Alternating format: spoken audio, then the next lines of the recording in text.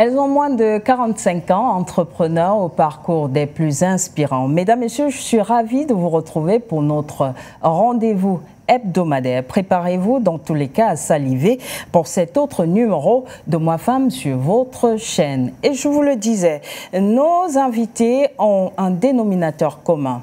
La gastronomie, oui, je préfère le dire, le résumer ainsi, mais avec des cibles différentes. Naomi, que vous allez découvrir, invite les tout-petits à passer à table. Marie-Claude, quant à elle, fait dans du mixte. Ça veut dire qu'on soit petit ou grand, on se retrouve dans ces propositions. Vous allez voir qu'au-delà de ce qu'elles ont comme talent, elles sont portées par le succès. Des petites femmes, je vous l'ai dit, elles n'ont même pas, ou du moins, elles sont à l'aune de la quarantaine, mais elles ont eu l'audace d'entreprendre. Et aujourd'hui, je peux vous dire, elles font partie des meilleures à l'échelle du Cameroun et même au-delà des frontières du Cameroun. Bienvenue, c'est un plaisir de vous avoir. Mais avant de vous présenter nos invités, je vous propose de retrouver Joyce. Elle nous parle de ces femmes qui ont fait l'actualité de la semaine. Hello Adrienne, hello to our viewers, welcome to another edition of Elles font l'actu. Let me take you around Africa to see women who inspire, empower and make waves.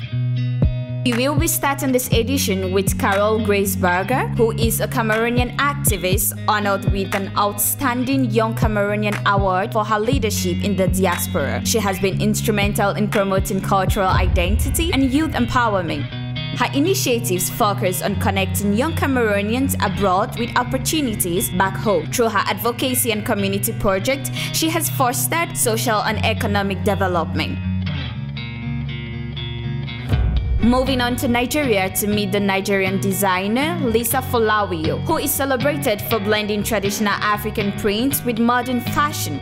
Her brand, Jewel by Lisa, has gained international recognition, dressing stars like Lupita Nyong'o. She promotes African craftsmanship by working with local artisans. Her work has put Nigeria's fashion on the global stage, inspiring a new wave of designers, especially young women and girls. And meet Sarah Idahosa, who is the founder of Women in Decentralized Finance. Sarah is leading efforts to bridge the gender gap in blockchain and finance. Her initiative has trained over 5,000 African women in web and cryptocurrency. Through her mentorship, she helps women gain financial independence in the digital economy. She advocates for equal opportunities in the rapidly growing fintech sector. Taking you back to Cameroon, where we remember the late Yvette Eyewe Bessie, Cameroonian's first pharmacist. She earned her doctorate in 1959 and opened the country's first private pharmacy in Yaoundé in 1960, revolutionizing pharmaceutical access and inspiring future generations. She passed away on November 14, 2024 at the age of 97. Her funeral took place on the 14th of February, March 2025 in Douala. That's it for today. Thank you very much, Adrienne. But before I go, let's wrap things up with a good laugh. Check out these adorable babies hilariously copying their parents. See you next week. Bye. 是会率将血光蒙着长城，他就活得更自在。八戒，八戒儿，身长体快；八戒，八戒儿，长得可爱。八戒活得更自在。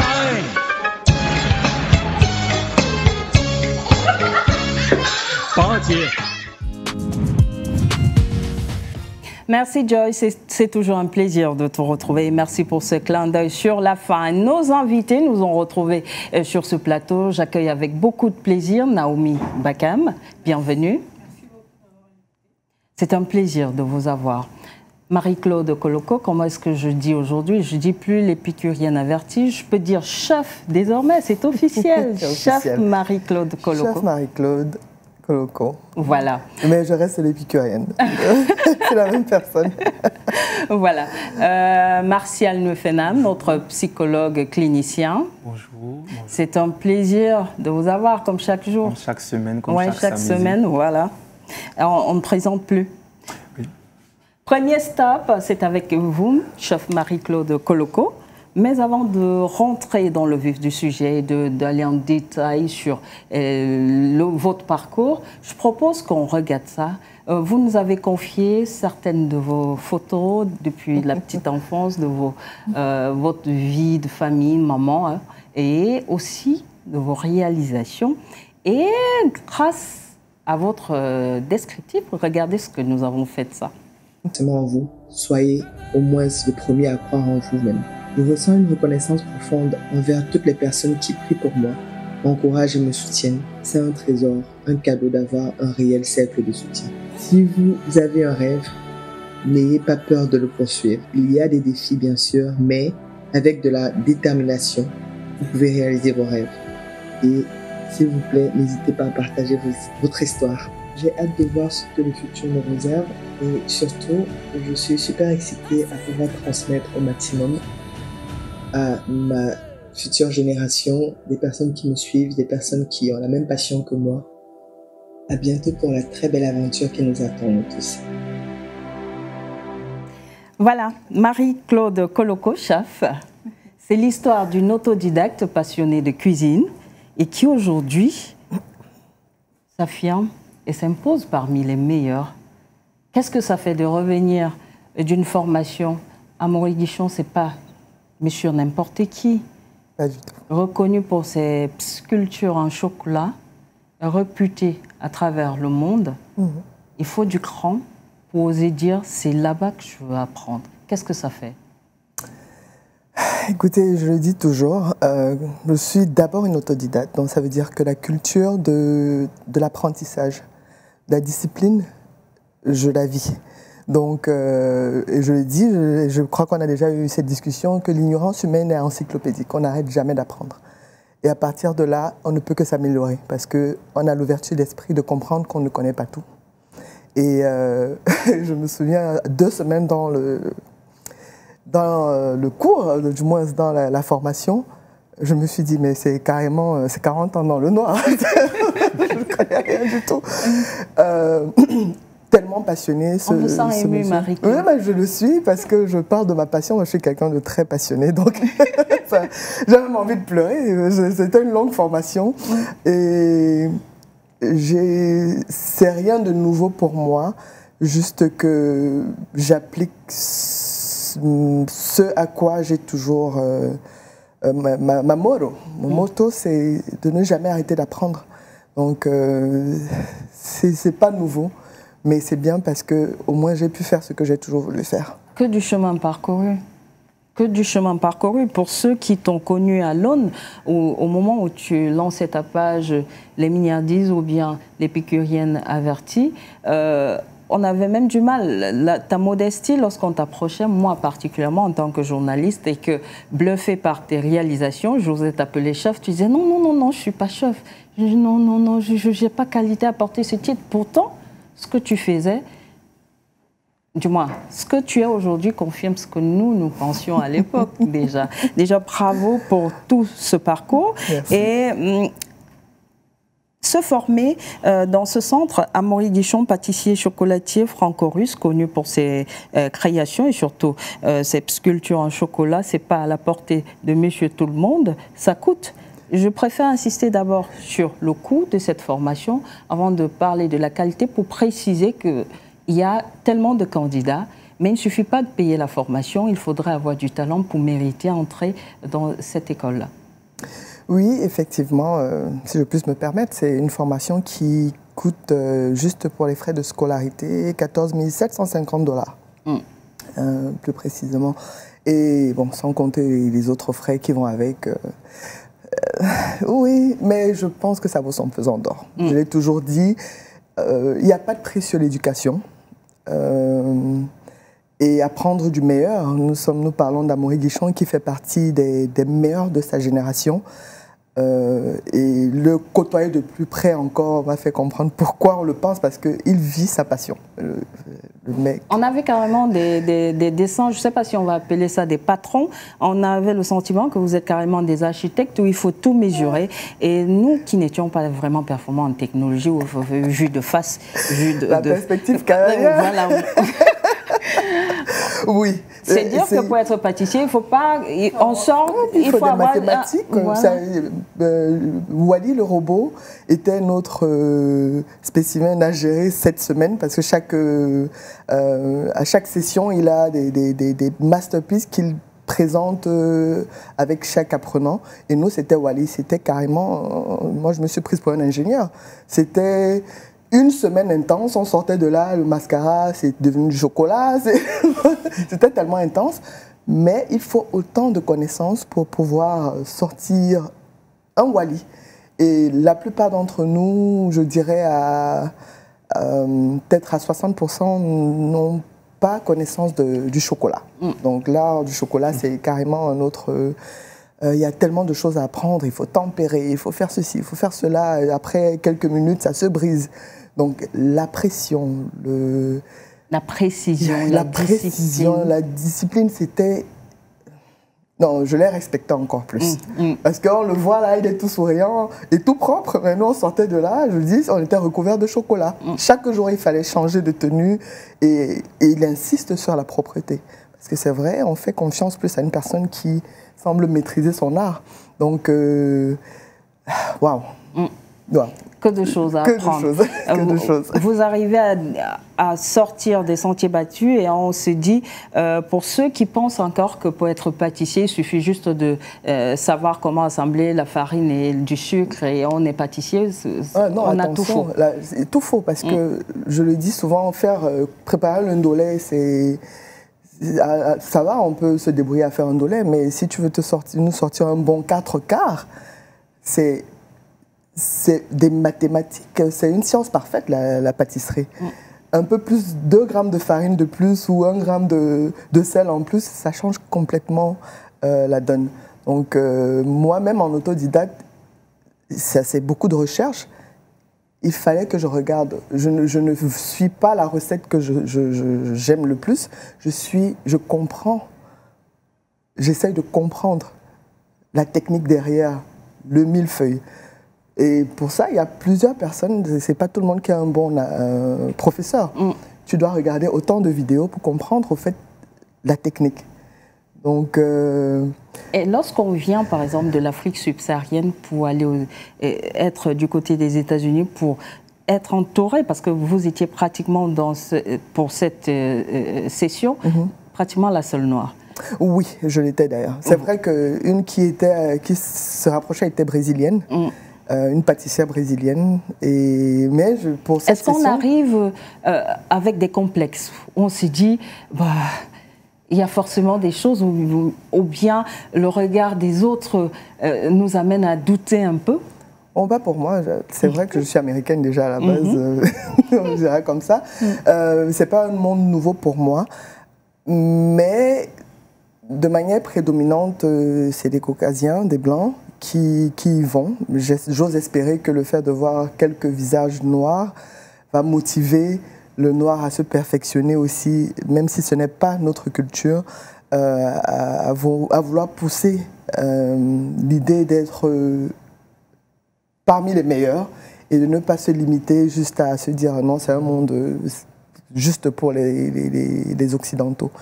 Mais après, il faut avoir beaucoup de grandeur pour ne pas voir ces petits détails, regarder ces détails. Donc, est-ce qu'il y a une différence? Je ne saurais dire. Parce que pour moi, j'étais concentrée à ce que je suis venue chercher et non les détails. Voilà. Oui. Tout le monde là est concentré à profiter de ces 14 750 $. Je n'ai pas ressenti cette différence.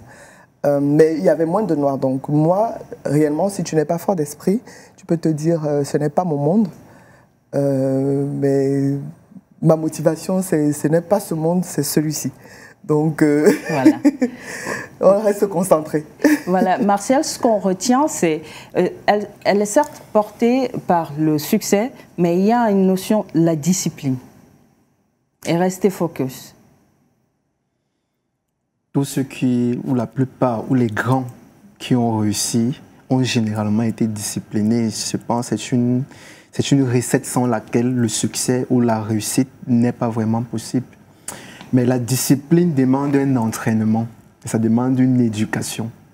Si vous n'avez pas appris à être discipliné ou si vous n'avez pas grandi dans un environnement où la discipline est une valeur, ça peut être compliqué. C'est vrai qu'il y en a quand même qui, malgré tout, font quand même beaucoup d'efforts pour réussir sans discipline, mais ça devient très compliqué. Et ça s'impose davantage lorsqu'on est comme elle, c'est-à-dire autodidacte. Bien sûr, lorsqu'on est autodidacte, que ce soit en cuisine, que ce soit, on est obligé parce que, comme elle a dit, il y a un moteur qui est la passion, il y a des objectifs et ça vous oblige parfois à rester jusqu'à 1h, 1h30 pour faire des recherches, prendre des notes, vous lever à 5h, vous voyez. Mais cette discipline est alimentée par la passion. La passion est un grand moteur, est une énergie qui va mettre en place et booster la discipline, nous donner l'envie de parfois sacrifier même le fait de manger ou de boire ou d'aller faire une activité extra, mais parce qu'on a des objectifs. Mais la discipline, quelque part aussi, est un art. Quelque part aussi, c'est un art parce qu'on ne peut pas être discipliné parfois de la même manière. Ça demande une certaine rigueur, ça demande une certaine manière de penser, ça demande ce qu'elle a souligné de la concentration. Ça demande de la concentration, d'être focus.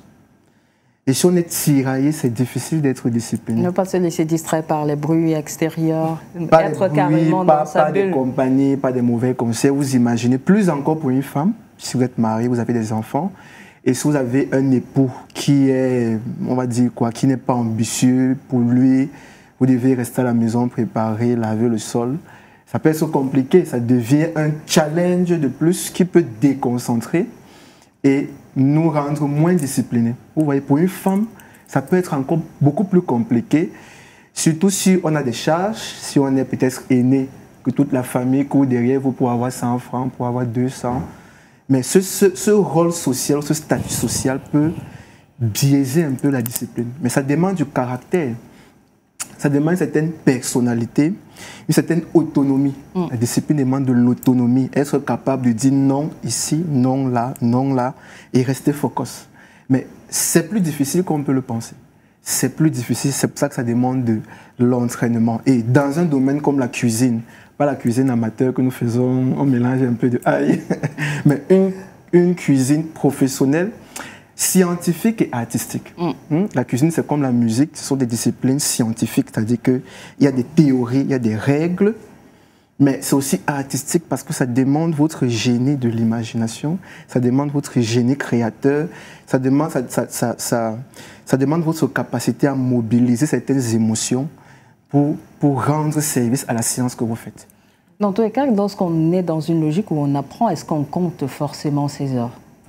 Ah non, pas du tout. On ne compte pas pour...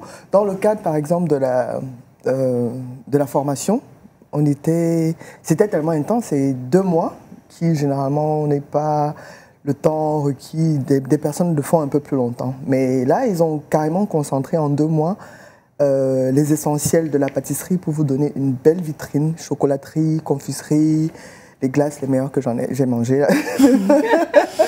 Pourtant, je ne suis même pas ice cream. Mais des glaces et bonbons. Mais c'est-à-dire 2 mois, 7h30, tu dois être à l'école. À 17h, ou même souvent, vous allez un peu plus, vous avez terminé. 40 minutes de repos, de pause pour manger, 15 minutes. Donc, en fait, c'est carrément presque 8 heures de temps debout sur tes pieds. Et ça demande effectivement de la discipline. Et pour moi, qui devais aussi gérer Milliardise à distance, avec un décalage horaire de 9h à 1h du matin. Oui, madame, il y a ceci, madame, je vous fais confiance, s'il vous plaît, gérez-vous. Est-ce que je peux dormir? Il n'y avait pas moyen parce que moi-même, je n'avais pas la paix. Surtout que ça fait longtemps, je n'ai jamais laissé autant de temps à distance. C'est peut-être 2 semaines de congé, mais la marmite tourne. Donc, il faut contrôler ça de loin. J'ai beaucoup de grâce parce que j'ai de très bons employés. C'est ça, je pense, c'est mon plus beau cadeau que Dieu m'ait fait, de pouvoir relier ces deux pans-là. Ouais, justement, Mignardise existe bien longtemps avant que Marie-Claude ne devienne chef. Les clés de l'entrepreneuriat, ce qui nous amène à... les clés de l'entrepreneuriat pour Marie-Claude, c'est quoi? Ce sont mes employés. Wow. Ce sont mes employés, je ne suis rien sans eux. Et ils me diront, on n'est rien sans vous. Je dis, mais je suis rien sans vous, parce que la vérité, c'est que je ne peux pas servir 200 personnes toute seule. Même avec toute la technicité, avec toute la volonté, je ne peux pas.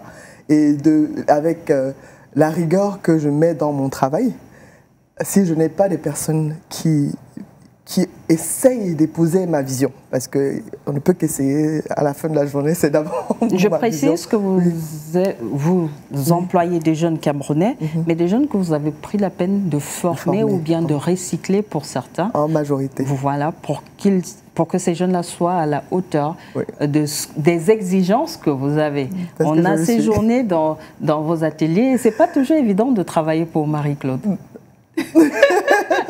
Je suis connue pour être assez rigoureuse, il faut le dire, mais pour le peu de personnes qui restent avec moi, on a quand même cheminé pour plus de 5 ans, donc c'est pas mauvais. C'est rare en cuisine parce que la plupart des personnes qui sont dans la cuisine sont des personnes sont des électrons libres, comme moi d'ailleurs. Je n'aime pas être renfermé quelque part, c'est des électrons libres, donc de pouvoir garder des personnes qui, en réalité, n'ont déjà pas de formation réelle et que tu formes dès la base parce que tu veux... Je ne fais pas de la cuisine conventionnelle en tant que telle et j'ai une vision particulière de la chose, donc je suis obligée de les tirer avec moi et ils ont épousé. Ils ont vraiment épousé mon... je le dis, ça encore, ça me donne de la chair de poule, mais je les adore. Sans eux, vraiment, je ne suis rien. Et c'est pour moi le plus important...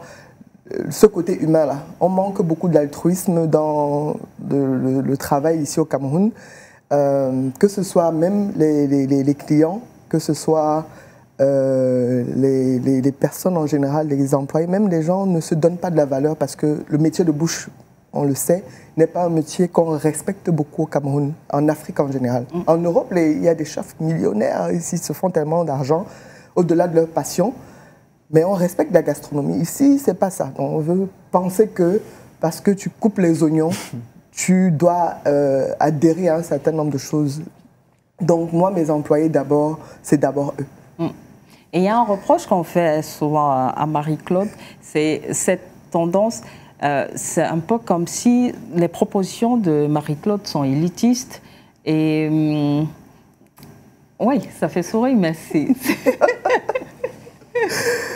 Non, c'est du fait des intrants, c'est du fait quoi? C'est un choix, c'est un positionnement? Non, pas du tout. Moi, je veux d'abord nourrir les gens. Seulement, pour pouvoir nourrir les gens, il faut le faire, et bien le faire. Il faut pouvoir proposer quelque chose de décent. Moi, je ne propose pas quelque chose que je ne peux pas manger. En tant que bonne épicurienne, c'est d'abord important que je puisse manger ce que je sers. Donc, maintenant... si le coût de ce que je propose va avec les ingrédients en inflation un jour et puis des pénuries et autres, malheureusement, on ne fait pas forcément dans le bénévolat. On veut faire plaisir à tout le monde, mais on veut pouvoir le faire à la hauteur de nos attentes personnelles. Donc non, ce n'est pas... Je ne sers pas que les élites ou alors ceux qui peuvent se l'offrir. Je sers les personnes qui comprennent mon art. Je ne fais pas de quiche avec du lait, mais de la crème fleurette. Donc, ça coûte. Mais c'est légitime pour moi, c'est légitime de faire dans l'élite. C'est-à-dire que c'est un choix qui est légitime. De faire quelque chose de bien, qui coûte cher et qui est pour des personnes qui comprennent. À mon sens, si vous avez quelqu'un qui peut-être ne va pas comprendre votre vision, vous lui proposez un plat 20 000 francs et qu'il n'a que 2 000 dans la poche, il ne correspond pas. Il doit peut-être aller chercher plus bas. Pour moi, c'est légitime.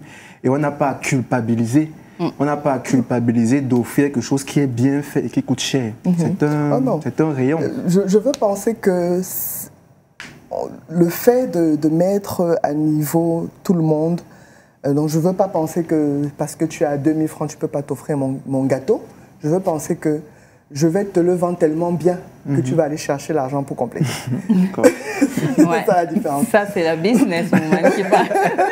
Je veux le faire tellement bien que tu sois motivé à élever ton niveau. Donc, tant mieux si la société suit le rythme. On ne veut pas penser que, oui, le NEM est à 150 francs. On sait pourquoi il coûte 150 francs, parce que je pense que c'est le bottom, le plus moins cher des produits chez moi. Oh, mais pourquoi votre fusion d'oseille coûte 3 000? C'est le foléré. Je dis, ok. Je te sers un petit verre, tu goûtes ton petit verre, et tu dis, ah. Je comprends. Je comprends. Le foléré, on l'appelle fusion d'oseille chez Mignardise, parce que c'est un jus aujourd'hui qui contient plus de 17 ingrédients. Beaucoup de personnes qui ne consommaient même pas de foléré vont dire, non, j'aime pas, c'est un truc basique. Aujourd'hui, on raffole. Chez nous, c'est particulier. Et c'est à ce niveau qu'on veut mettre notre clientèle. Que ce n'est pas une question de prix, c'est une question de qualité. C'est qu'on veut te balader à chaque fois. Et tu dois comprendre que pour cette balade, il faut un peu de carburant par-ci, il faut un peu de... Hein? Voilà. Dans tous les cas, votre particularité, c'est votre finesse et une certaine élégance qui ne court pas les rues. Vous nous avez confié les vidéos de certaines de vos réalisations et nous avons décidé d'aller les montrer aux jeunes filles de Home Atelier. Home Atelier qui dépend du ministère des Affaires sociales, en réalité, qui accueille des jeunes filles issues des milieux défavorisés et qui ont un problème aussi d'insertion sociale. Donc, Home Atelier est là pour les encadrer, les amener déjà à développer une meilleure estime d'elles-mêmes et à pouvoir intégrer la société. Et là-bas, elles ont droit à des formations. Nous avons choisi de présenter vos vidéos à celles qui sont en fin de formation parce que la dernière année est consacrée à la restauration. Et regardez le ressenti de ces jeunes filles-là. Nous sommes au Home Atelier de Douala, qui est une institution spécialisée du ministère des Affaires sociales. Quand on dit institution spécialisée, ça veut dire qu'elle fait quelque chose de spécial. Ici, c'est la rééducation de la jeune fille inadaptée sociale, la jeune fille en situation de danger moral, la jeune fille vulnérable de manière globale. Donc nous les recevons donc pour un séjour de 2 ou 3 ans. Et pendant ces 2 ou 3 années, nous nous occupons d'elles sous 2 aspects majeurs. Le premier étant la restructuration de la personnalité. Parce que comme on a dit, c'est des jeunes qui ont des soucis d'adaptation à la société. Donc nous travaillons sur leur personnalité. Et concomitamment, nous leur offrons une formation professionnelle, une formation quasi manuelle dans 5 filières, à savoir la couture où on les forme pendant 3 ans, la coiffure esthétique où on les forme pendant 2 ans, la teinture où on les forme pendant 3 ans, assistance de famille qui consiste pour elle à s'occuper de la petite enfance et éventuellement des personnes de 3e âge, tout en faisant restauration en même temps. Nous les formons pendant 2 ans pour assistance de famille et elles complètent une 3e année pour la restauration.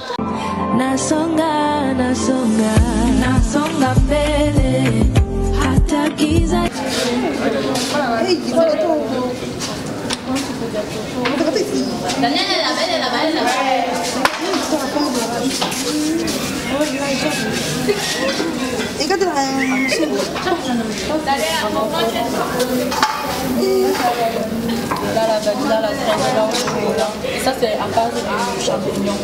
Donc ils ont fait les champignons. Ça c'est à base de amande. Ça c'est comme la boussole. Non, c'est la boussole. Ça c'est le champignon. Moi j'ai remarqué dans Marie-Claude qu'il y a des différents types de gâteaux et des différents parfums. Et des différents modèles, comme à la forme, aux champignons, comme à la forme, à la menthe et au bousson. et aussi des jolis modèles de gâteaux que j'ai vus. Et aussi que c'est très spécial. Et je veux aussi être comme elle et former de meilleurs types de gâteaux. Pour Madame Koloko, tout ce que j'ai à dire, c'est qu'elle m'inspire beaucoup. Parce que normalement, ce que je voulais apprendre, c'est les différents types de gâteaux, comment mesurer, comment avoir un type de gâteau en tête et exprimer ça sur place.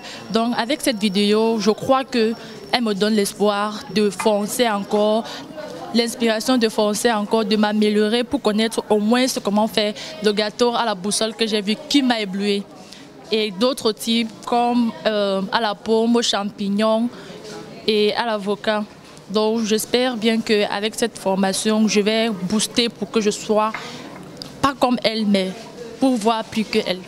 Marie-Claude, elle m'inspire à prendre ce type de parfum et de gâteaux. Moi, que je suis venue ici, je vais apprendre à réaliser, de faire les gâteaux de mariage qui veut sortir à Homme Atelier, qui a un peu quelque chose dans la tête avant de sortir cela. Dans la vie, j'ai envie d'ouvrir un restaurant pour faire les gâteaux de mariage et la déco.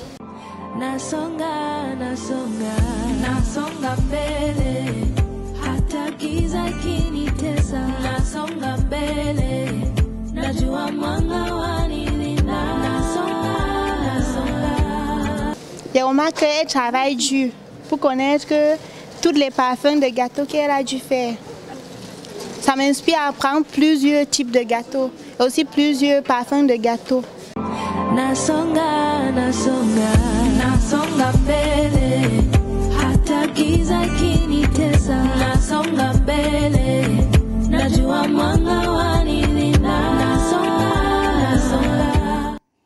C'était un plaisir, ça faisait carrément rougir nos équipes de voir ces jeunes petites filles s'émerveiller devant vos réalisations, à se demander à chaque fois, c'est du gâteau, on mange tout ça, c'est incroyable. Je pense que c'est ma plus grande motivation, hein, de pouvoir influencer la génération derrière moi, et même pourquoi pas celle devant moi, parce que peut-être c'est l'occasion aussi, à travers nous, de vous inviter à Homme Atelier et d'échanger avec elles. Absolument, et pourquoi pas avoir un atelier avec elles, voilà. Ça me ferait plaisir. Voilà. On peut servir d'intermédiaire? Sans problème. D'accord, c'est ce qu'on veut. On veut améliorer la condition sociale. On veut améliorer la condition de la femme. Je ne vais pas être féministe aujourd'hui, vraiment. Mais on voudrait que la femme ne dépende pas de ce que la société a collé comme étiquette de la femme. On peut faire mieux. On peut recommencer à tout moment. C'est dit. Dans tous les cas, pour aujourd'hui, nous accueillons aussi Naomi Bakam. La cuisine, c'est aussi votre domaine. À la seule différence, je le disais à l'entame de cette émission, c'est que vous prenez, mais alors, un grand plaisir à convier nos bouts de chou à table. Ouais, et ça, je préfère le dire parce que parfois, on pense que l'alimentation de bébé, c'est basique, c'est simple. Non, mais vous avez eu l'audace de bousculer un peu les codes et de vous dire, on évolue dans un contexte où ce sont les multinationales qui prédominent. Moi, je ne sais même pas si vous arrivez à 1m75, tout fraîchement sorti de l'école. Je me dis, je vais faire cette proposition. C'est vrai que avant d'arriver à Lilou, vous avez aussi pensé à ce que les Camerounais pouvaient consommer de l'énergie électrique autrement, sans toutefois, ça veut dire que je reste dans mon confort, mais je peux consommer en étant éco-responsable. Je peux le dire comme ça? Voilà. Mais avant, je voudrais savoir comment se porte Lilou, qui est derrière ce projet qui nous rassemble aujourd'hui. Lilou se porte très bien. Elle va très bien. Elle a eu 7 ans le mois dernier. Ça passe vite. Oui, ça passe super vite. Et voilà, elle est grande sœur aussi déjà. Waouh. Oui, elle va bien. Félicitations. Félicitations. Il y a en aspect, comment est-ce que ça se passe? Et ça m'intrigue un peu. Comment est-ce qu'on arrive à se dire, je vais ramener mes petits pots dans les maisons et dire aux mamans, c'est ce qu'il faut faire? Parce qu'il y a un environnement, il y a la culture qui joue aussi. Mais il fallait avoir de l'audace pour le faire. Honnêtement, tout a commencé vraiment d'un pur hasard. Bon, moi, comme vous l'avez dit à l'entame, je suis ingénieur de formation et j'ai exercé dans mon domaine. J'avais une start-up dans laquelle j'exerçais et voilà, on faisait des systèmes énergétiques éco-responsables. Et quand j'ai eu Lilou et qu'elle a eu 6 mois, je me suis rendue en grande surface pour lui acheter les petits pots. Et j'étais un peu choquée parce que j'ai vu en rayon, j'ai vu des pots de potimarron, des pots d'artichaut. Donc, comme tu disais à l'entame, je suis ingénieure de formation. Et donc, lorsque j'ai fini mes études, je me suis spécialisée dans mon domaine. Donc, j'avais une entreprise qui faisait des systèmes énergétiques. Et ensuite, j'ai eu Lilou, donc je suis devenue maman. Et après, elle a eu 6 mois. Et lorsqu'elle a eu 6 mois, je me suis rendue en grande surface pour lui acheter ses premiers petits pots. Et j'étais choquée parce que j'ai vu en rayon. C'était uniquement des propositions auxquelles j'étais étrangère. C'était des pots de potimarron, d'artichaut, d'asperges. Je ne connais pas tout ça. Donc je me suis dit, pourquoi est-ce que nos bébés, mon bébé en tout cas, ne peut pas consommer camerounais? Pourquoi est-ce qu'elle ne consommerait pas? Pourquoi est-ce qu'elle ne profiterait pas de toute la richesse de nos terres? Parce que je sais que nous avons des terres super riches. Nous avons une des terres qui produit plus de 74 variétés en fruits, légumes, céréales. Et c'est dommage que nos bébés n'en profitent pas. Donc, j'ai décidé de faire ces pots elle-même, de faire ces pots moi-même. Mais c'était sans arrière-pensée. Je n'avais jamais imaginé en faire un commerce. Je suis ingénieure, de toute façon, c'est hors de question que je vende des pots pour bébés, quoi. Donc, je faisais ces pots à elle. Et chaque fois que je faisais ces pots avec beaucoup d'amour, beaucoup de passion, je partageais sur mes réseaux sociaux, je partageais comment elle mangeait et tout. Franchement, juste pur partage. Et j'ai une petite communauté de mamans également qui regardent mes recettes, qui copient et tout. Et un jour, une maman me demande de faire la même chose pour son fils. Elle devait aller en déplacement d'affaires, et elle avait un bébé de 8 mois, un garçon. Et elle me dit, mais Naomi, s'il te plaît, est-ce que tu peux me proposer des petits pots pour mon fils? Je lui ai dit, madame, je ne vends pas les petits pots. Elle me dit, mais non, fais comme tu fais souvent pour les loups et tout, s'il te plaît et tout. Je lui ai dit, ok, madame, attendez, je vais y réfléchir. Et donc, je fais des recherches en ligne et je me rends compte que ça se fait dans d'autres pays. Notamment au Nigeria, il y avait une dame, Mash Baby Food, qui avait une entreprise à la maison. Aujourd'hui, c'est une usine, mais à l'époque, c'était à la maison. Elle faisait des petits pots qu'elle envoyait à Abuja, à Lagos, les okra, les machins. Je me suis dit, mince, ah bon, ça se fait? Et du coup, j'ai dit, ok. J'ai dit à la dame, ok, je vais faire les petits pots de votre fils. Et j'ai fait un menu, un joli menu que j'ai conçu sur Canva. J'ai fait un joli site web. Je me suis dit, bon, de toute façon, si elle a ce besoin, peut-être d'autres mamans peuvent avoir le même besoin. Donc vraiment à petite échelle, hein, vraiment juste mon quartier, les petites mamans et tout, pour arrondir les fins de mois. Et je me suis lancée avec les petits pots de Lilou à l'époque, donc depuis ma cuisine à Coton.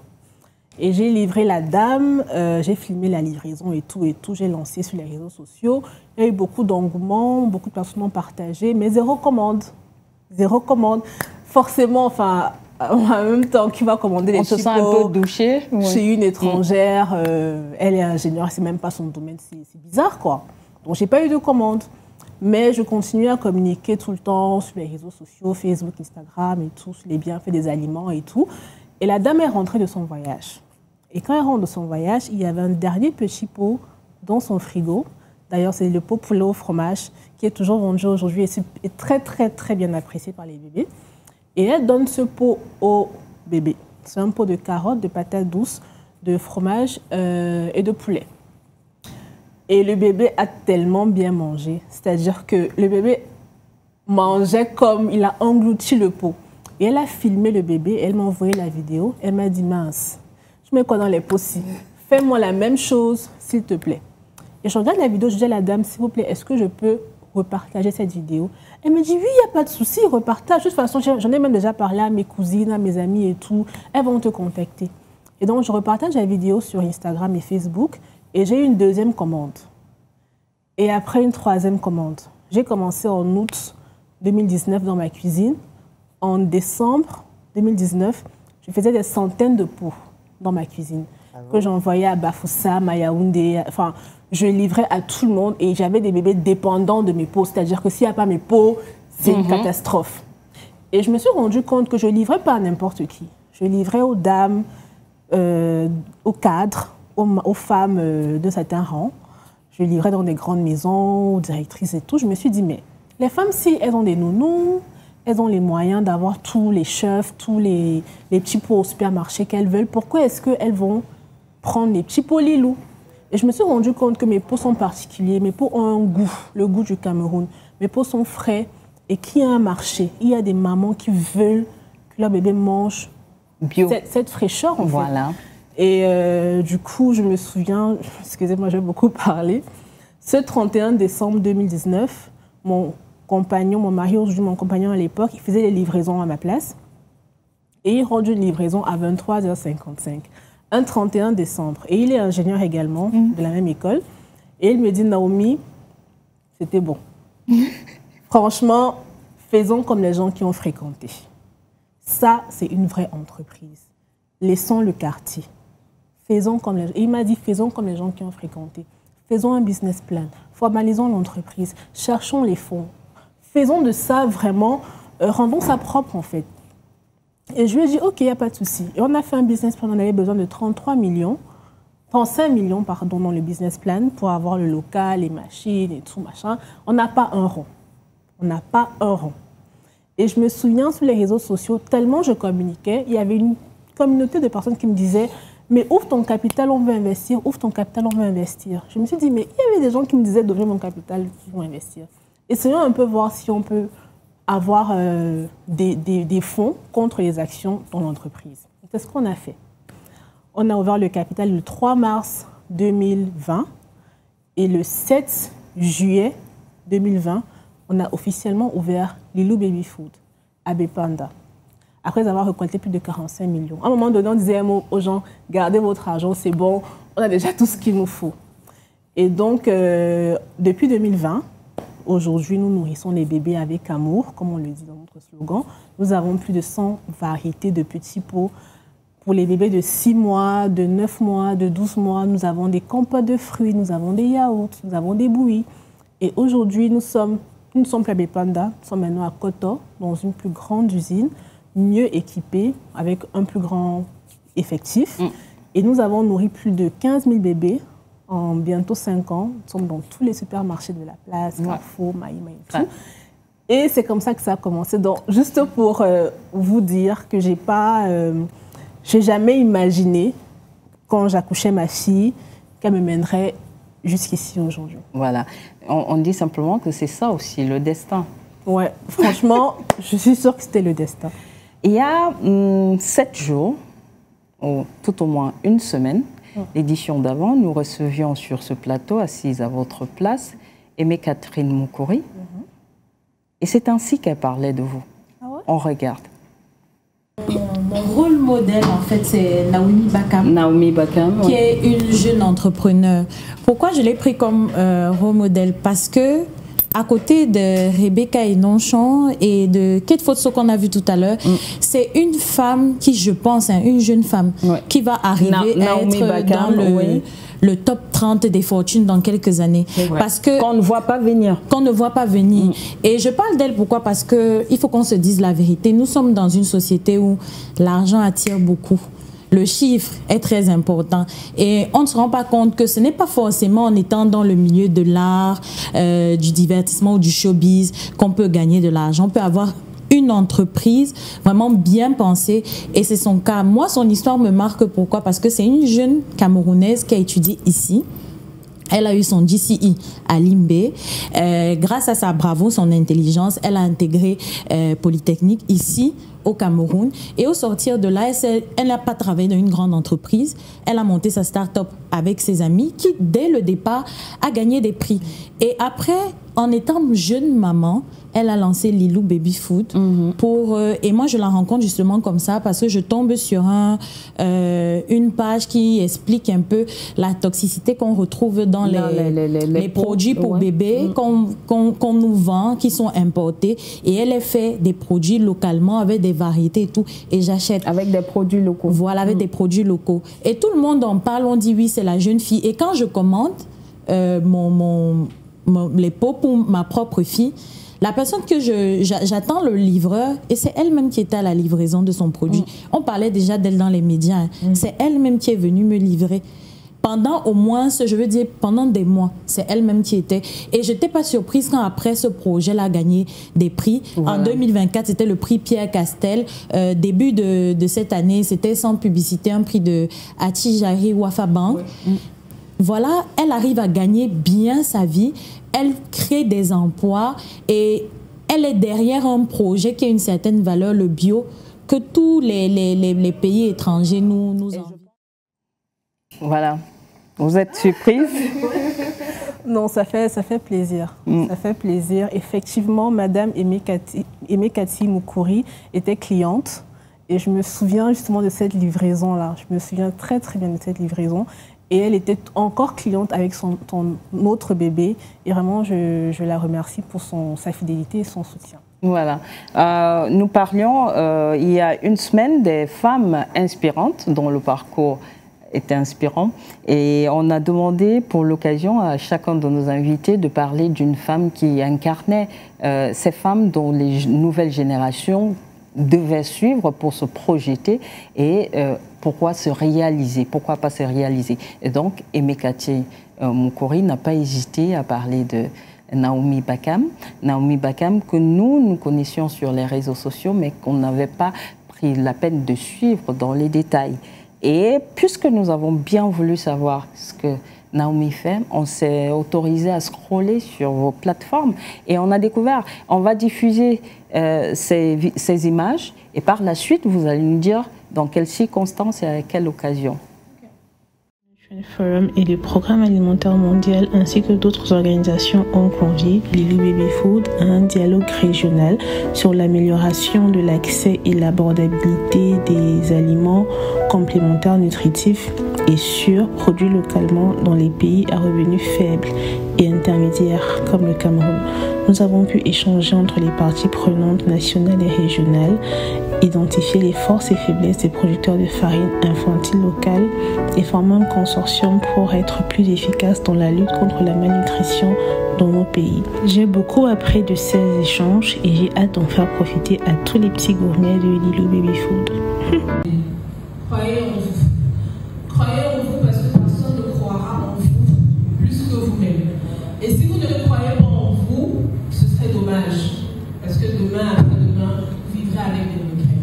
Et c'est beaucoup mieux de vivre avec le sentiment d'avoir essayé et échoué peut-être, que d'avoir le sentiment de si j'avais essayé, qu'est-ce que ce serait. Ça, franchement, je le souhaite à personne. Donc, croyez en vous.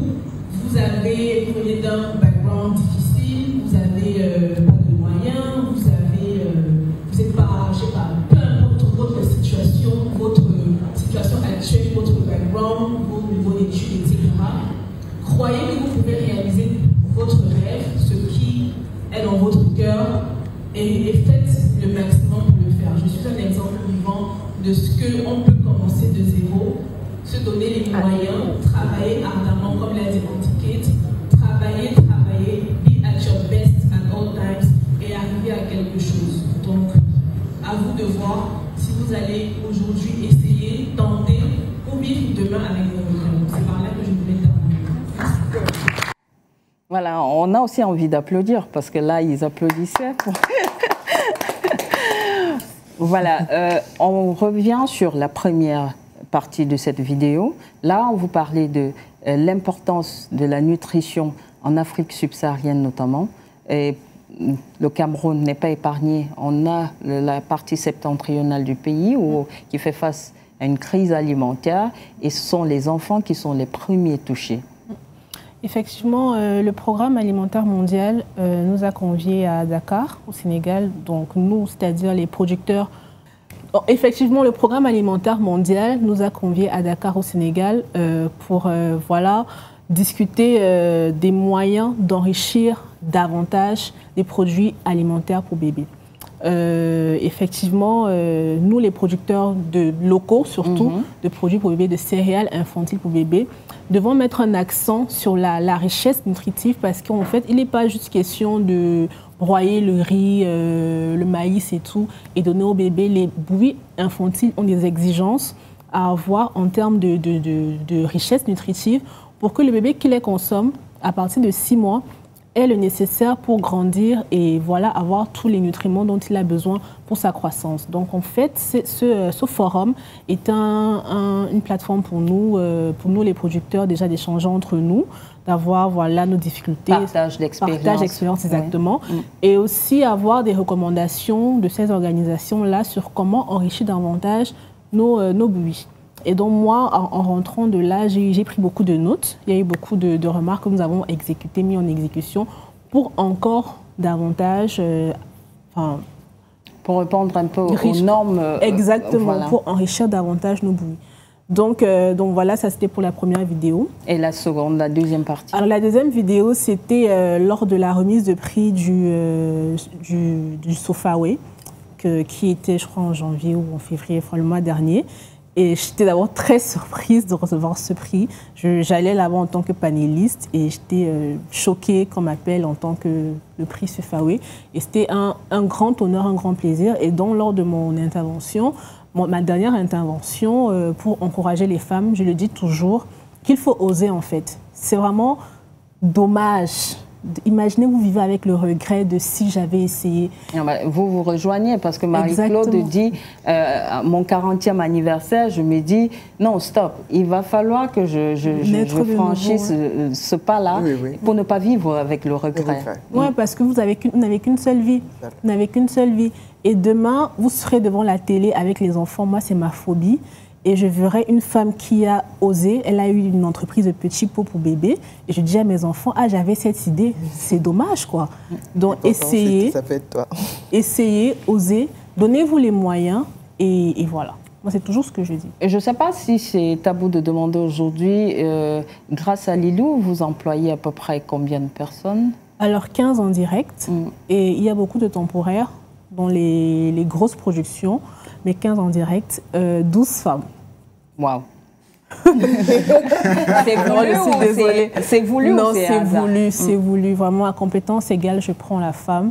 J'estime que j'ai mon rôle à jouer, j'ai une responsabilité à mon niveau pour rendre les femmes autonomes, pour que les femmes comprennent qu'elles ont le pouvoir voilà, de travailler, de gagner leur vie, d'avoir de l'argent. Et voilà, moi franchement, je suis toujours, comme Marie-Claude l'a dit, j'ai toujours le discours envers les femmes, le soi-disant, il faut enlever l'étiquette qui a été collée sur nous et voilà, oser vivre nos rêves de femmes. En fait. C'est cet esprit de sororité qui existe, qu'on souhaite d'ailleurs retrouver parmi les femmes, ces femmes qui, par leur position, qui ont eu la chance de créer des entreprises, qui tendent la main à celles qui, peut-être, n'ont pas eu la même opportunité. Oui, je pense que ça permet de lever des pesanteurs culturelles et anthropologiques qui, finalement, comme elle le disait, rendaient des femmes, pour certaines, passives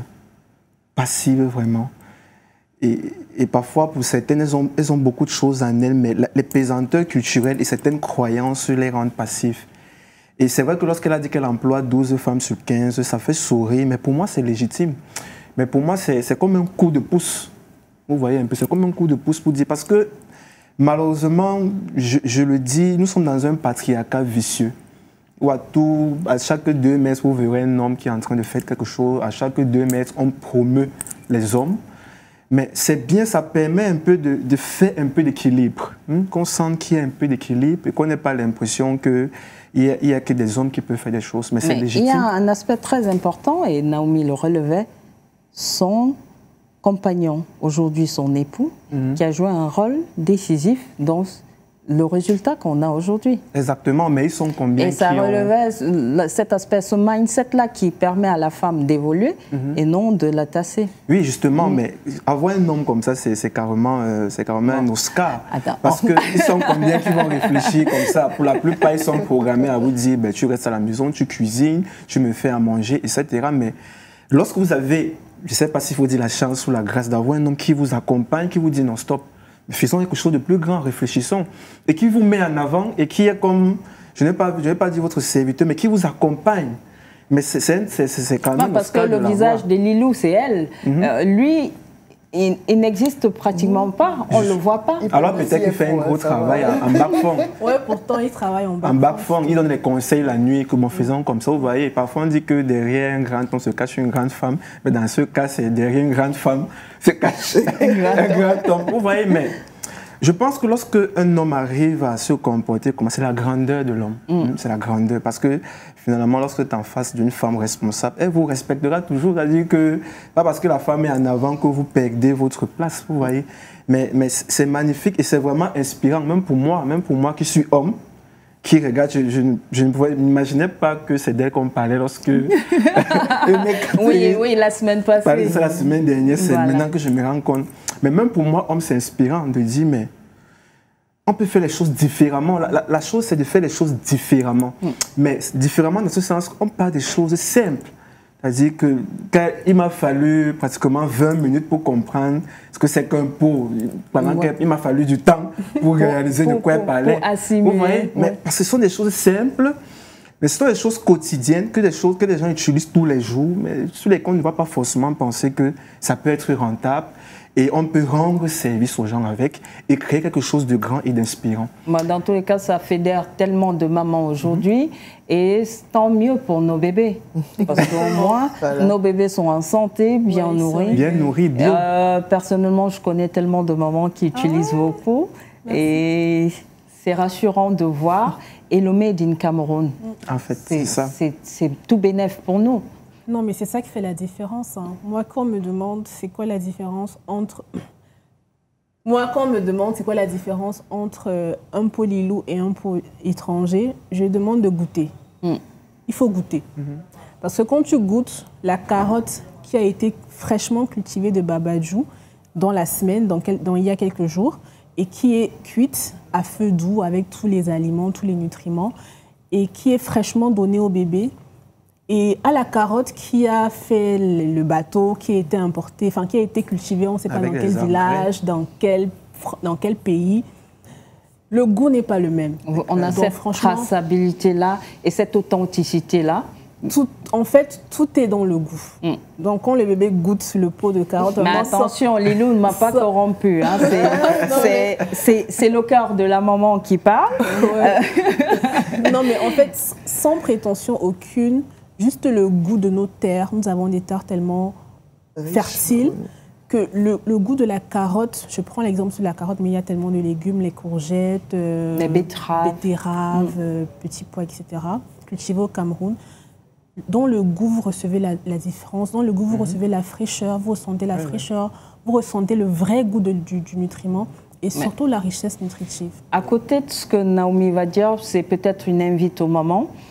Si vous ne parvenez pas à vous offrir des petits pots Lilou, le mieux, c'est d'avoir cet esprit curieux-là et d'apprendre à donner ces légumes à vos bouts de chou dès le bas âge, à partir de 4-5 mois. Si vous pouvez, commencer par un légume, un fruit, et après vous verrez. Et peut-être, on parle ici de nutrition infantile, arrêtez de donner du sel à vos bouts de chou dès la naissance, parce que là, ça fausse l'apprentissage au goût. Donnez du sel à vos bébés dès 12 mois, parce que avant les 12 mois, les reins sont encore si fragiles.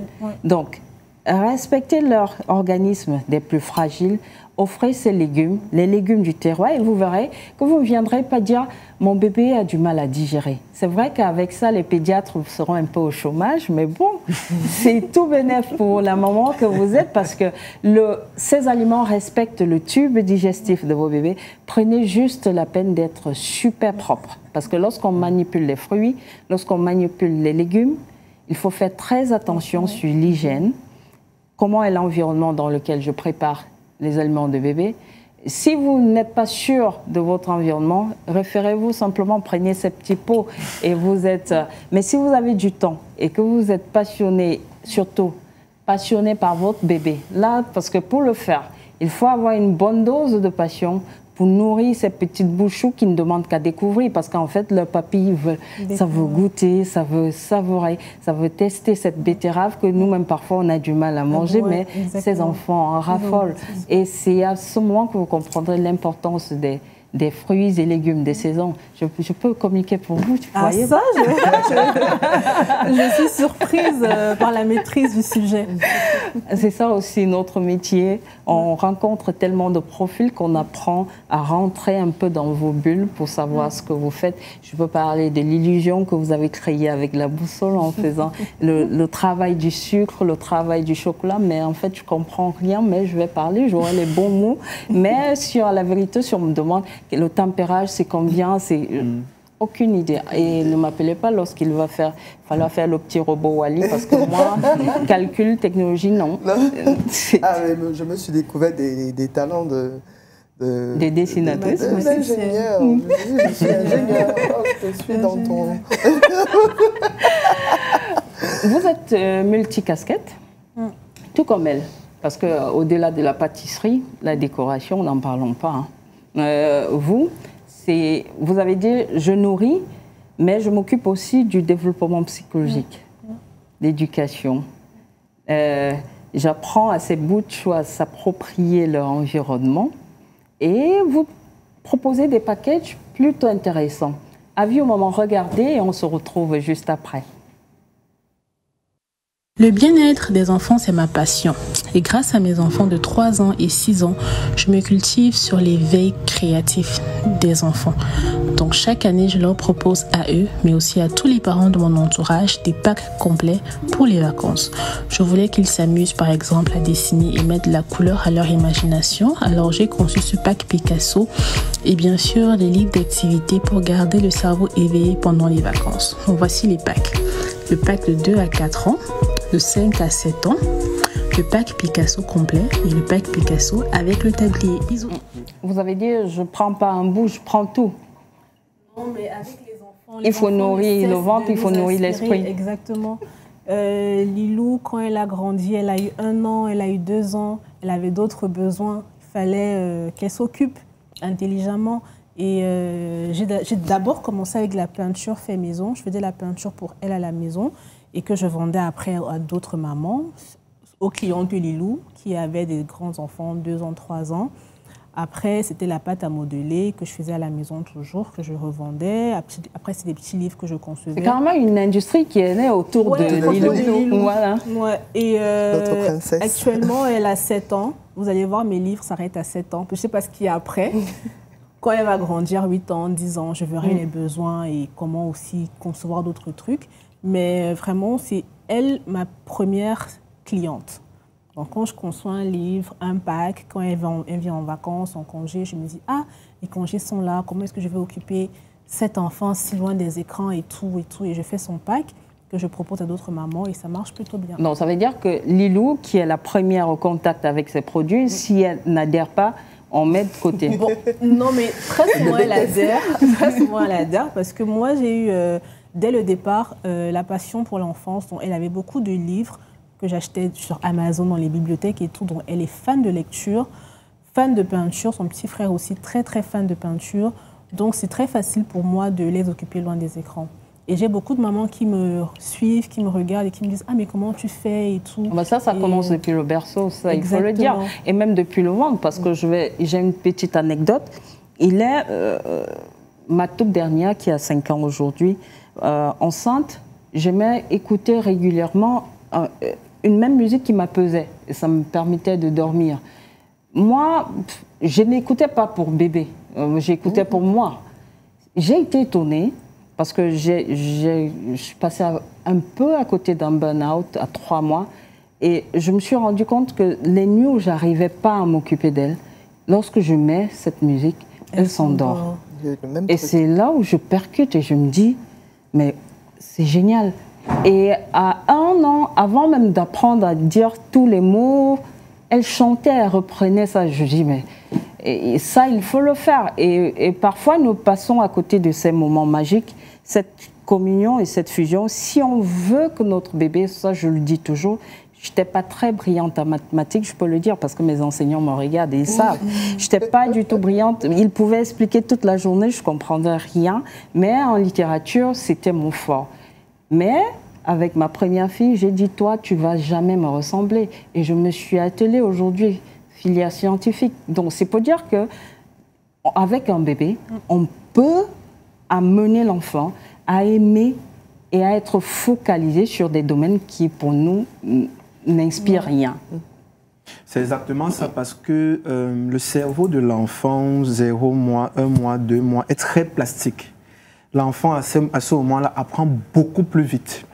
Mais l'avantage, c'est aussi parce qu'à ce moment, le cerveau est en train de grandir et tout ce que l'enfant voit à cet âge, il assimile vite et ça reste plus vite. Plus encore, lorsqu'il y a eu des expériences prénatales, que ce soit la musique, que ce soit lorsque la maman faisait la peinture, que ce soit lorsqu'elle allait à la piscine, etc., l'enfant commence à apprendre. Je pense à partir de 2-3 mois, lorsque le cerveau commence à naître. Donc, c'est très important et c'est pour ça que dans l'éducation de l'enfant commence à la phase prénatale. Mais ce que je voulais ajouter, c'est que ce qu'elle fait peut être très exploité dans ce sens que l'alimentation est un facteur très important dans le développement moteur de l'enfant, marcher, etc., développement cognitif, dans l'intelligence, les pensées, mais plein d'autres aspects, même la forme, etc. Et vous allez voir que parfois des enfants qui sont malnutris, qui ne mangent pas bien, qui ne mangent pas normalement équilibrés, vont parfois avoir des difficultés ou des déficiences.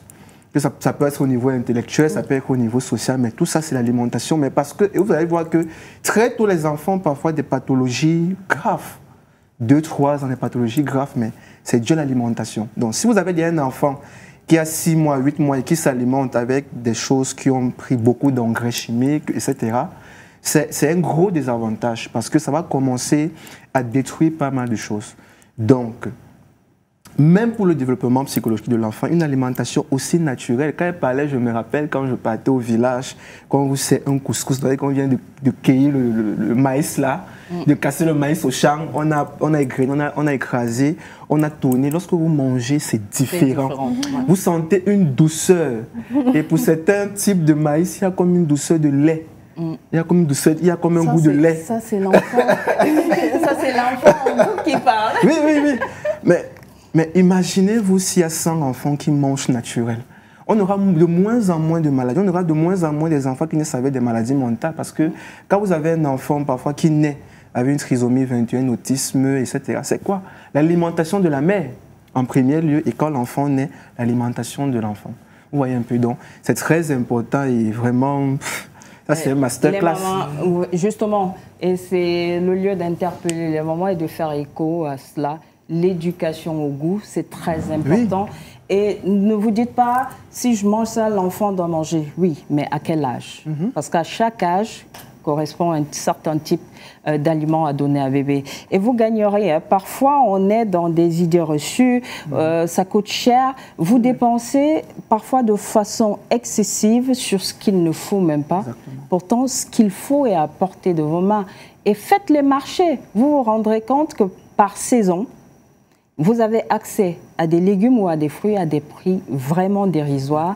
Et l'être humain est fait de telle enseigne que son alimentation correspond à la saison. Ça veut dire que les apports nutritifs, par exemple, nous sommes au Cameroun en pleine période des mangues, saison des mangues.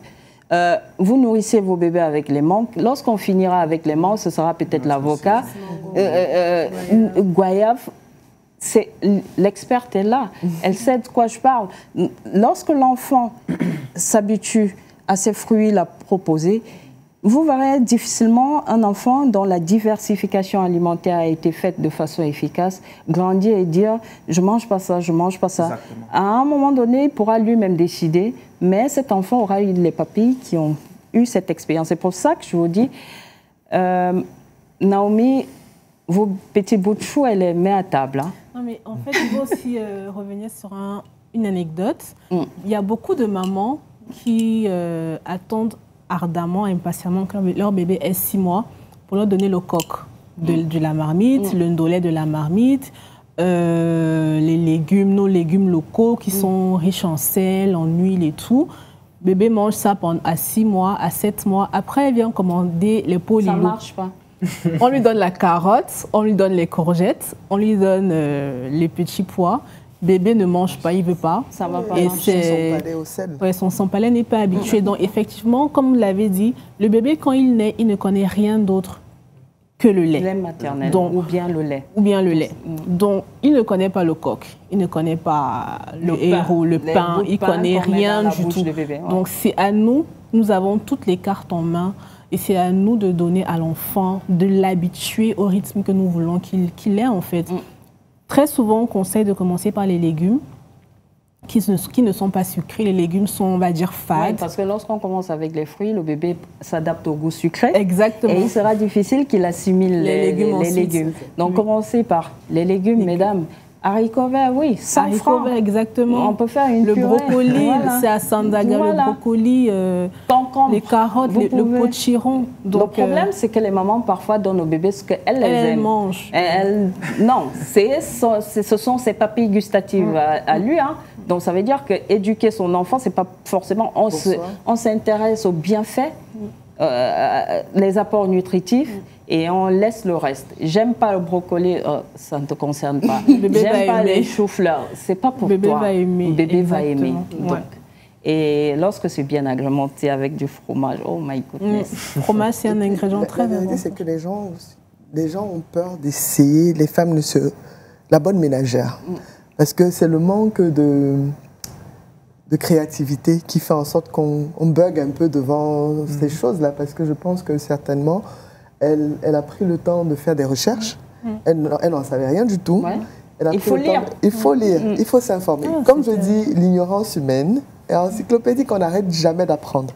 Dès que tu te lances dedans, la curiosité, paf, c'est comme... Et c'est peut-être le lieu de le dire aux mamans, et je sais qu'elles sont là et elles écoutent très attentivement. C'est la saison des mangues, vous le voyez, c'est à profusion, mais c'est aussi la saison des betteraves. Avec 500 francs, vous avez 2-3 bonnes betteraves. Associez un peu betterave, mangue et offrez à vos enfants et vous m'en direz. Betterave crue, autant pour moi. Et vous proposez associer, parce que c'est pour les plus grands, hein, c'est pas pour les bébés. Je dis pour les plus grands, à l'heure du goûter, peut-être même jusqu'à ceux qui font, même pour vous-même. C'est très bon pour votre digestion. Ce sont des types comme ça. Et il est bon de lire pour savoir. Sortez des sentiers battus. Et on peut être à la maison, mais avoir une hygiène de vie, avoir cet esprit curieux nous amène tellement à découvrir que nos enfants n'iront forcément pas toujours à l'hôpital. Et on se demande pourquoi vos enfants ne vont pas à l'hôpital. Mais vous êtes ce que vous mangez, en fait. Vous êtes ce que vous mangez. Donc, on a fait écho à votre rencontre de Dakar. On communique. C'est objectif atteint par ma femme.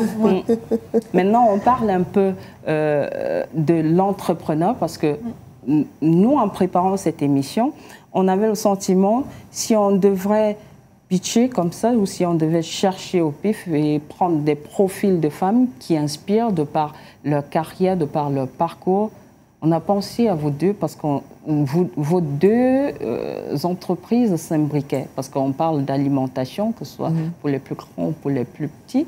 Et nous sommes arrivés à la conclusion, est-ce que vous savez que vous êtes inspirantes, mesdames? En tout cas, on l'espère.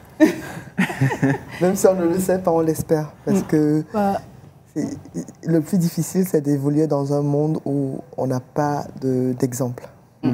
Donc, même si mes filles, je le dis souvent, on me demande, mais j'espère que tu sens que tes filles, j'en ai 3, sans qu'elles vont être bonnes à la cuisine. Enfin, je dis non, c'est la chose qu'on ne m'a jamais imposé de cuisiner chez moi. Ma maman, on a toujours une personne qui assiste et tout. C'est quelque chose qu'on aime ou qu'on n'aime pas. Voilà. On ne l'impose pas et en même temps, on ne veut pas donner l'impression à nos enfants aujourd'hui qui sont ouverts à la mondialisation, la télé et tout, qui vont te dire que non, la femme c'est ceci, c'est cela. Non, j'ai toujours voulu qu'elle le fasse d'elle-même et ça me fait toujours plaisir. J'étais à Chicago il n'y a pas longtemps après ma formation et elles m'ont fait toute une liste de ce qu'elles voulaient. Oh bon, comme tu es là, on veut ceci, on veut cela. Tu vas dire ok. Et j'ai laissé un fond de pâte brisée sucrée parce ma première voulait une tarte meringuée au citron. Et je n'ai pas pu la faire. J'ai d'abord fait une tarte bourdalou. Donc j'ai fait assez de pâte et donc j'ai laissé un pâton. J'entends les noms, mais je visualise pas. Mais allons-y.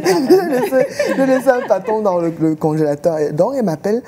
Je lui dis, alors on avait acheté des Le Monde Jaune la dernière fois. Tu vas faire une tarte. Elle dit, ouais, pourquoi pas, elle va essayer. Donc elle m'a envoyé les photos de ce qu'elle a essayé de faire. Et je lui dis, alors tu vas nous faire une meringue ensuite. Elle me dit, mais je ne sais pas comment, là, je t'envoie la recette de la meringue, tu essayes. Surtout que j'avais eu comme cadeau de graduation une belle machine KitchenAid de mon ami. Donc je lui ai dit, bon, là, essaye, tu vas voir. Donc elle m'envoie la photo et elle a torché. Et elle était toute contente parce qu'elle a essayé. Et puis je lui ai dit, je suis très contente pour toi.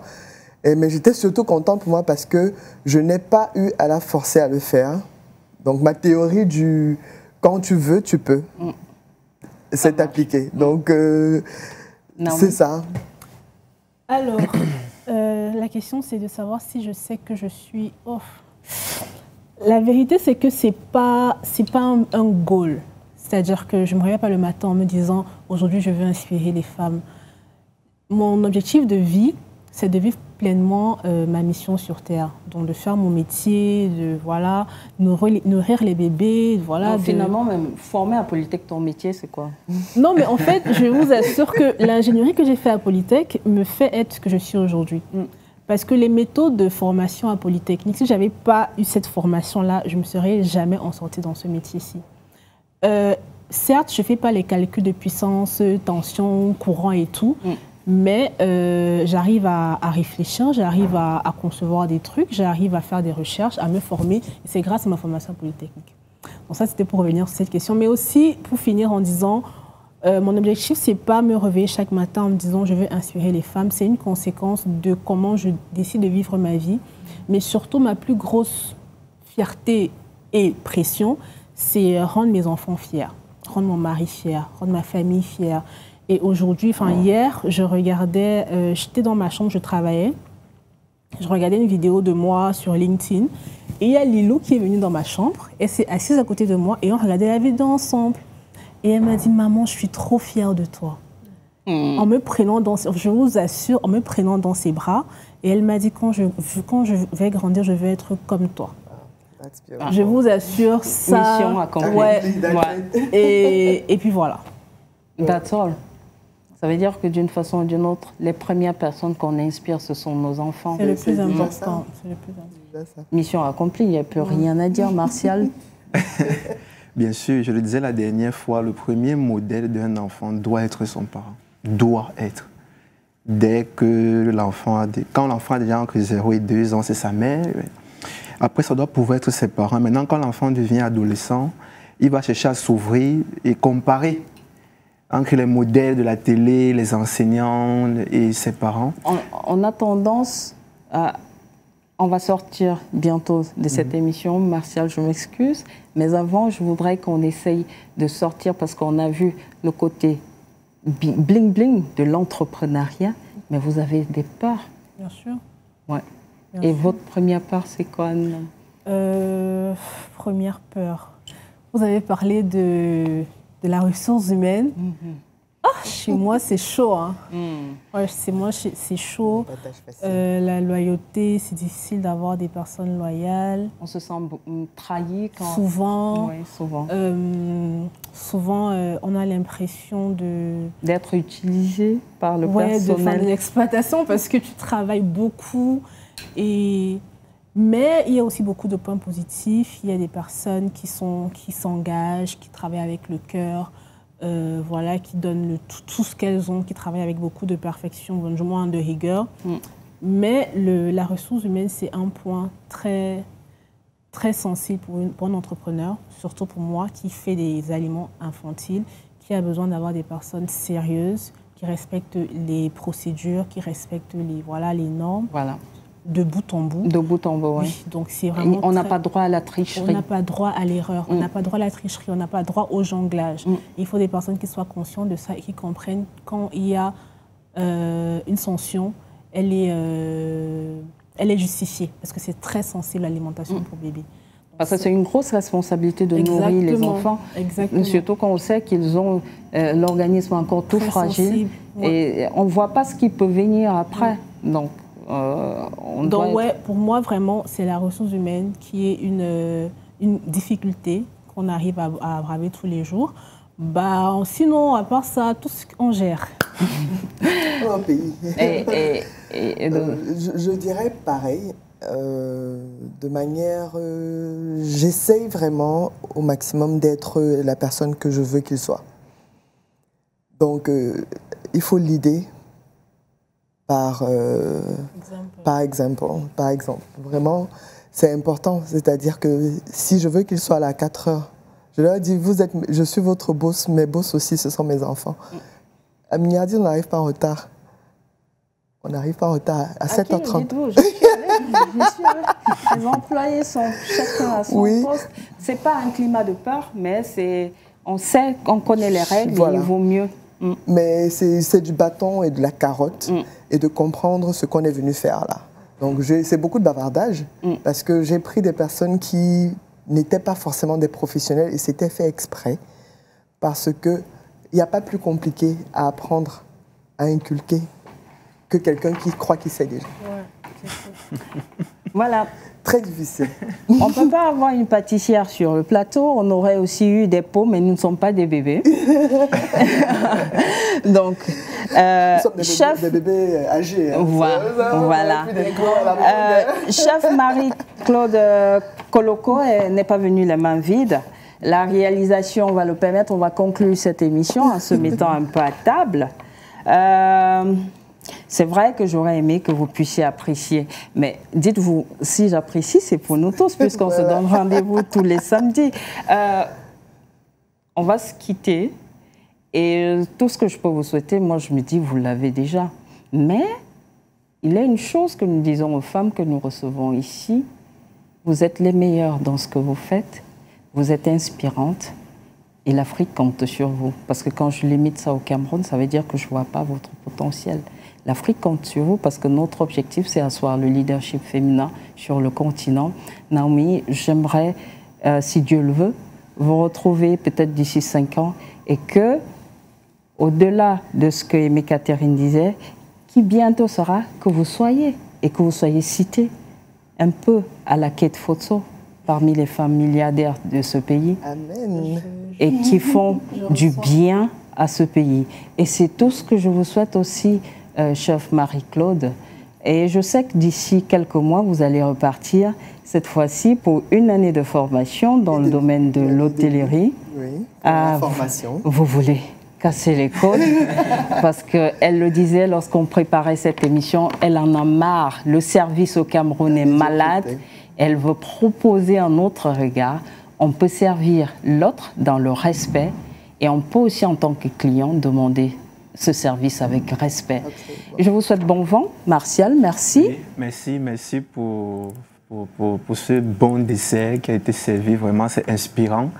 Et je pense que... J'ai vu le psychologue qui était là, qui était plutôt à l'école, alors que d'habitude, c'est lui qui donne des conseils. Oui. Non, mais c'est vrai, c'est vrai. Et moi, je pense qu'en tant que leader, on a le devoir moral de transmettre, de dupliquer. C'est dit. Et quand je dis ça, qu'est-ce que je dis d'autre? Vous savez, dans 7 jours, ça passe très vite. Akiba. Marie-Claude. Écoute, je vais aller prendre le chocolat. Oui.